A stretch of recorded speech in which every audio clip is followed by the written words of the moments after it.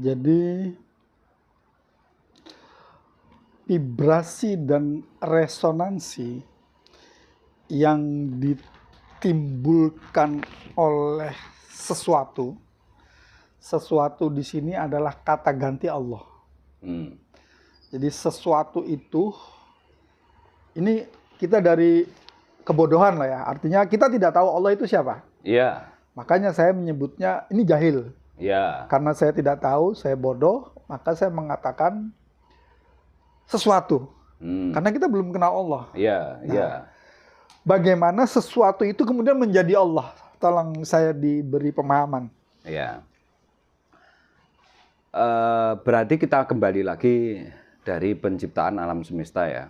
Yang awalnya bahwa sesungguhnya bumi dan langit ini adalah satu padu. Setelah itu sama Allah dipisahkan. Dengan dipisahkannya ini mengapa? Kita harus memahami dulu. Iya ya, mengapa oleh Sang Pencipta sendiri langit sama bumi yang awalnya satu padu ini ternyata akhirnya dipisah. Itu untuk menyadarkan kepada makhluknya bahwa langit itu tak terbatas. Sehingga setiap kamu memandang ke atas langit, maka adanya sesuatu yang tanpa batas. Sadarilah bahwa kamu itu sebetulnya secara rohani makhluk langit yang memang tanpa batas.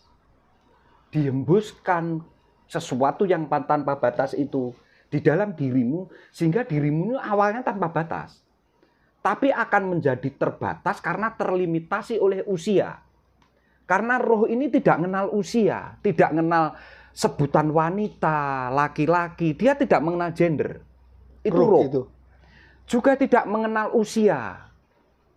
Dari sebutan balita, anak-anak, terus sebutan remaja, dewasa, terus sebutan kebapaan, kekakean, sampai akhirnya manula dan akhirnya meninggal. Itu sudah ada 7 tingkatan kamu. Tidak ada di kamu itu ya?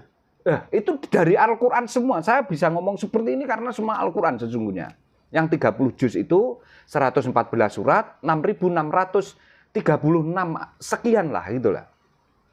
Tolong makanya kamu menobservasi, kamu meneliti Al-Quran itu sejauh mana dalam hidup ini untuk menunjang hidupmu. Karena langit itu sesungguhnya gambaran bahwa langit ini dengan bumi butuh katalisator.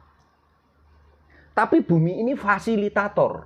Kamu harus bisa membedakan antara katalisator dan fasilitator. Makanya kamu itu ciptaannya Allah yang berjiwa, tapi juga hidup dengan sumber yang dari alam semesta. Makanya wal ard, bahasa di Al-Quran itu. Bumi yang telah saya ridhoi untuk kehidupanmu dan penghidupanmu di bumi itu, makanya itu sebagai fasilitas hidupmu di sini. Makanya gak ono ceritane wong urip ning bulan, gak ono ceritane wong urip ning Mars. Bisa, tapi kamu akan membutuhkan biaya yang sangat tinggi di sana. Tidak seperti di sini gratis, oksigen gratis. Pernah kita dicoba tahun 2019, itu kita oksigen beli dengan adanya COVID. Dan itu pembelajaran bagi saya itu ternyata di surat Al-Baqarah ada. Itu tujuannya untuk apa? Oksigen sudah sangat kotor kalau orang dimasukkan ke dalam rumah. Kemarin ada WFH, terus ada tidak boleh kontak. Itu sesungguhnya kalau kita mau remaining system, apakah kamu nanti mau dikasih pelajaran seperti itu lagi? Itu bukan virus. Tapi Allah pengen menyegarkan oksigen yang ada di lingkunganmu sudah tidak bersih. Itu sebetulnya Al-Quran. Cuma saya baru ngomong sekarang ya, maaf. Saya ngerti bahwa itu sesungguhnya Al-Qurannya Allah. Akan membuat keseimbangan. Allah kalau mau membalance, menyeimbangkan alam semesta, cukup seperti itu. Kalau dulu, nenek-nenek saya ngomongnya pagebluk. Dan kemarin COVID itu. Pagebluk itu. Berapa masjid setiap hari menyiarkan innalillahi wa inna ilaihi rajiun. Sesungguhnya yang diumumkan seperti itu bukan untuk si mayit. Ngapain itu jelas-jelas sudah mayit. Dia wis alien gen, pindah alam. Tapi kita enggak. Karena innalillahi wa inna ilaihi rajiun itu sesungguhnya untuk kita yang masih hidup. Karena kalau sudah mati bukan lagi itu bahasanya. Ya karena Quran itu memang buat orang yang hidup. Iya. Kalau sudah karena mati buat apa? Awalnya kamu itu sebelum di sini enggak ada omongan ini. Adanya kalammu ya di sini, adanya Al-Qur'an ya di sini. Setelah dari sini Al-Qur'an tidak ada lagi. Sebelum di sini Al-Qur'an juga tidak ada. Makanya disebut nikmat dunia. Nah, itu loh. Ya makanya itu nanti gini, mengapa Al-Qur'an itu disebut rahmatan lil alamin? Karena dia meliputi seluruh alam. Karena Al-Qur'an sendiri adalah Allah. Al-Quran sendiri adalah Allah. Allah. Tapi bentuk titah. Bentuk undang-undang. Ya. UD 45 lah kalau Indonesia ya. Tapi sumber dari segala sumber kehidupan adalah dari Sang Laha itu. Karena itu sumber getar awal kehidupan. Makanya maaf, nek jenengan mau meneliti, cari air nanti kalau pulang dari mendengarkan ini, melihat ini. Kalau ndak mau, silakan ini kamu buktikan sendiri, kamu lihat sendiri. Cari air, taruh di toples, biarkan air itu sampai lumutan atau gimana. Nanti pasti ada jentik-jentik. Awal kehidupan cuma titik-titik vibra awal itu. Itulah kehidupan. Makanya mau ndak mau kamu sadar dari situ. Saya betul-betul dasar ini ngomong. Coba gunakan akal pikiranmu, kecerdasanmu. Ngomong saya ini asbun apa ndak? Teliti itu coba. Asal pangkal getar kehidupannya dari vibra, titik jantungmu ternyata juga seperti itu. Dan selama seumur hidupmu jantungmu berdetak seperti itu, tidak minta apapun balasan dari kamu. Esnut. Esnut itu. Apa esnut? Ya itu pembahasan lain lah. Kita bahas dulu antara katalisator dengan. Dan dilalah namanya kok jentik-jentik ya pas ya. Ini nanti dikira otak adik gatuk. Sebetulnya bukan. Makanya kemarin hitungan 1 sampai 9 makhluk bahwa Allah sesungguhnya 0. Sampai 99 asma. Sampai 99, mengapa kok juga 99 kok enggak digenepi 100 sama Allah. Artinya kalau kita mau menggunakan akal pikiran kita, kelogikan kita, iya seluruhnya adalah metodologis yang sangat sistematis dan tidak pernah kontradiktif, bertabrakan dengan satu dan yang lainnya. Itulah keistimewaannya Al-Quran. Pemirsa, nur, petunjuk, kecerdasan, Huda Linas. Malam ini, alhamdulillah saya bisa menaikkan tensinya Kang Teddy. Bagaimana semangatnya 100. Bukan 99 loh, 100. 100 itu 99 001, 100. 001. Ini tensinya beliau ini naik. Karena saya tahu kalau dia sudah semangat, ini naik 100. Dan saya berhasil menaikkan tensi beliau ke 100. Artinya, vibrasi yang beliau sampaikan, itu pasti sampai juga ke pemirsa. Nutuin dasmu sing jahil. Lanjut Kang Teddy. Iya, baik. Jadi kalau saya tadi sudah membuka sedikit bahwa ternyata adalah langit itu katalisator. Tapi bumi ini adalah fasilitator. Makanya hidupmu itu fasilitas murni dari bumi. Dan kamu sebetulnya sudah tidak pernah mengusahakan apapun yang ada di bumi ini. Tolong jelaskan. Maksudnya bumi itu fasilitator. Biar pemirsa sama opininya tentang fasilitator. Oke, siap. Berarti gini, sebetulnya itu hal yang sangat mudah kita pahami ya. Bahwa ternyata orang berpenghidupan, mencari kehidupan, semuanya fasilitasnya adalah menginjak di bumi. Sekalipun bahwa nanti kamu menerbangkan apa dikirim lewat pesawat, tapi nanti juga akan menginjak ke bumi. Apapun bentuknya, kehidupan itu adalah sumbernya dari bumi. Itu mau tidak mau kamu sadari dan tidak. Itu yang realitas sesungguhnya. Kenyataan yang sesungguhnya. Ya itulah sesungguhnya hidup. Kamu menyadari bahwa, oh ya, makanya maaf, saya tidak mendiskreditkannya. Kadang kita tidak sadar bahwa sekalipun tanah setiap hari kamu injak, apa penghargaanmu terhadap tanah yang telah kamu injak-injak itu? Bahkan kamu dengan congkaknya berjalan di atas bumi, gembleleng lah istilahnya orang sekarang. Apa gembleleng? Gembleleng itu ya congkak, kamu sombong. Padahal kamu tidak ingat bahwa sesungguhnya kamu saripati bumi itu sendiri, kejadianmu secara jasad nyun sewu ya. Makanya orang meninggal sepinter apapun, sekelas apapun, kalau dia ternyata dikebumikan tidak busuk, ya tanda tangan, something wrong. Ada sesuatu yang salah. Emangnya kamu karet? Emangnya kamu sintetik? Emangnya kamu kaca? Dari sistem sunatullah bumi ya? Karena pembawaan sunatullahmu tidak seperti itu.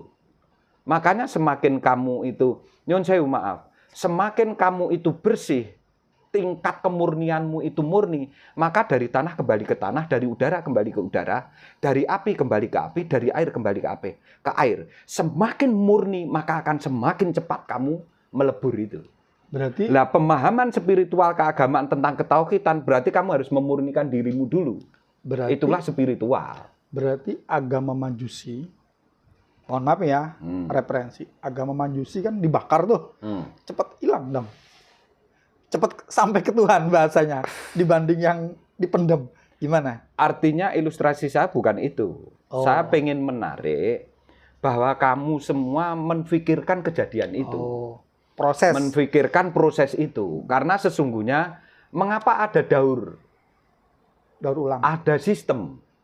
Ada ekosistem, ada rantai makanan. Itu sesungguhnya kan remaining system. Proses remaining. Untuk menjaga semua itu, maka keniscayaan yang ada pasti ada perubahan. Maaf yang telah jenengan hadapi seluruh pemirsa yang ada di YouTube. Keniscayaan itu apa dalam bahasa yang lain? Keniscayaan itu sesuatu yang berkaitan dengan hukum-hukum Allah. Keniscayaan. Jadi sesuatu yang dikunci oleh hukum Allah tidak bisa dilanggar orang. Soalnya kan kita begini, sering kita mendengar kalimat-kalimat niscaya. Niscaya apa sih niscaya itu kan? Artinya biar opini itu sama dulu. Soalnya kalau nanti mengartikannya beda, ya hasilnya juga tidak sama. Iya. Makanya bentuk apapun yang telah jenengan alami dalam hidup ini, makanya kaitannya pasti dengan alami. Kamu tahu enggak sesungguhnya alami apa? Padahal di dalam Al-Quran yang berkaitan dengan alami itu hanya dua. Rahmatan lil alamin sama alhamdulillahi rabbil alamin. Lainnya itu enggak ada. Coba cari di dalam bisa kitab dikaitkan Al-Quran. Maksudnya kalimat alamin tadi tidak bisa dikaitkan dengan dua kata di tidak depannya. Bisa dibandingkan dengan kata apapun kecuali di alhamdulillah sama di rahmatan lil alamin. Karena sesuatu yang sifatnya Rabbul alamin. Lah ya, Rabbul alamin itu kan berarti dari alhamdulillah toh. Begitu loh. Jadi kita maaf, sebetulnya pemahaman keagamaan seperti Nabi Ibrahim dengan ayahnya itu kan bukan bermusuhan. Salah kalau kita ngomong bermusuhan. Karena di situ sesungguhnya tidak ada permusuhan. Tapi di situ mengadu argumentasi mana yang lebih realistis, lebih logis, lebih masuk akal. Itu argumentasinya siapa? Argumentasinya Ibrahim, apa bapaknya Abraha ini? Gitu loh. Abraha. Sedemikian juga dengan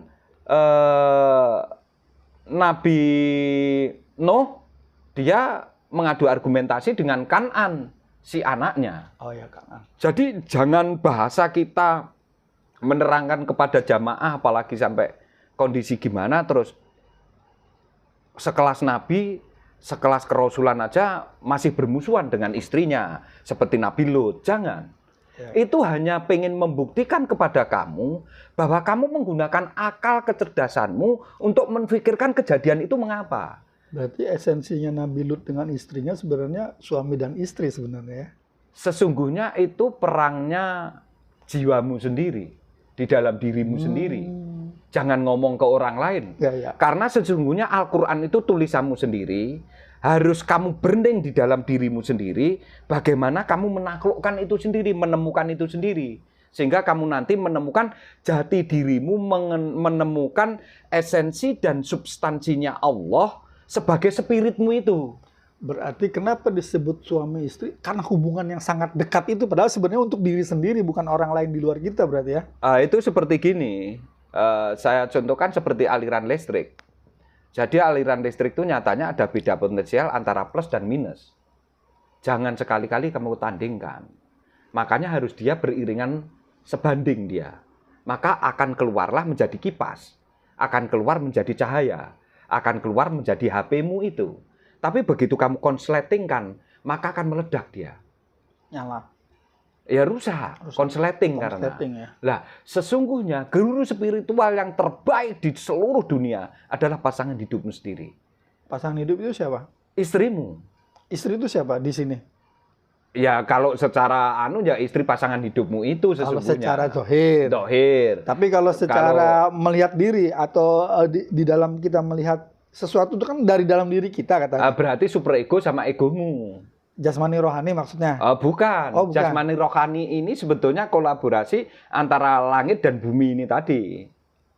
Oh, itu jasmani rohani. Iya. Kalau superego dan ego? Superego dan ego itu sesungguhnya pergolakan jiwa. Oh. Karena itu nanti seperti itu. Pergolakan jiwa yang ada di dalam dirimu Kalau itu pecahkan dengan Al-Qur'an. Kalau dengan kalimat ya muqallibal qulub sabit qalbi ala dinik, wahai yang membolak-balikkan hati, bagaimana itu hubungannya? Ya karena di dalam hatimu perang antara perasaan dan pikiran. Ya dengan kalimat yang barusan? Karena begini.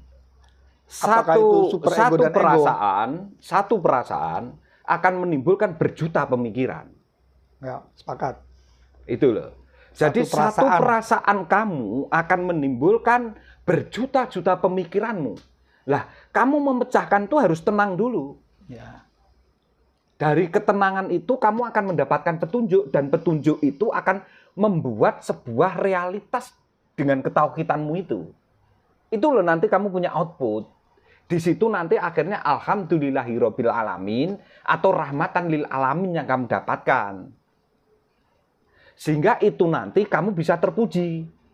Jadi si Muhammad itu karena si Ahmad orang ini menemukan itu.